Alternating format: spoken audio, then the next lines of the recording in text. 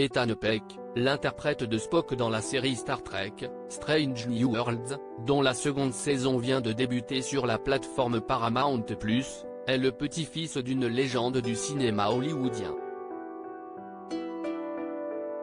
La seconde saison de l'excellente Star Trek, Strange New Worlds débute ce jeudi 15 juin sur la plateforme Paramount+.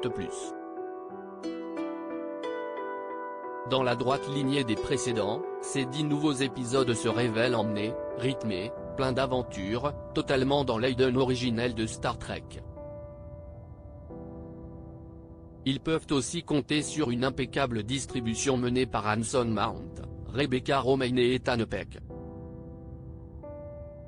Encore relativement peu connu du grand public, ce dernier est d'ailleurs le petit-fils d'une des plus grandes stars d'Hollywood.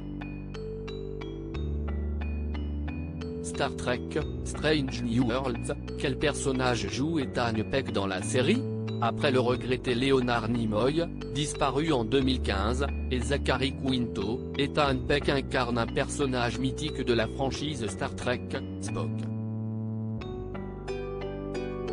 Mi-vulcain, mi-homme, doté d'une logique à toute épreuve, devenu mythique pour ses oreilles pointues et son célèbre salut, Spock est, dans Star Trek, Strange New Worlds, le conseiller scientifique du vaisseau USS Enterprise, commandé par le capitaine Pike, Anson Mount.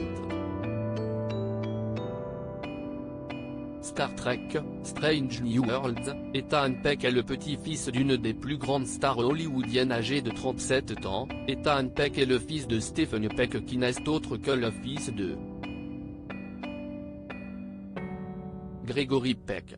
Légende parmi les légendes du Hollywood mythique, ce dernier a tourné sous la direction d'Alfred Hitchcock, La Maison du Dr Edwards, Le Procès Paradine, King Vidor, Duel au Soleil, Vincente Minnelli, La Femme Modèle, William Wyler, Vacances romanes, Les Grands Espaces, Elia Kazan, Le Mur Invisible, Stanley Donen, Arabesque, dont le tournage fut particulièrement compliqué. Richard Donner, La Malédiction, Martin Scorsese les nerfs à vif. Sa longue et belle carrière, qu'il a toujours utilisée pour pousser de questions sociétales américaines, a été couronnée par un Oscar, pour Du Silence et des Ombres, deux Golden Globes, pour Jodie Éléphant et Du Silence et des Ombres, Cecil B. DeMille, célébrant sa carrière. Ayant mis un terme à sa carrière à la toute fin des années 90, sans avoir donné la réplique à son petit-fils Ethan, il est décédé en 2003, à l'âge de 87 ans.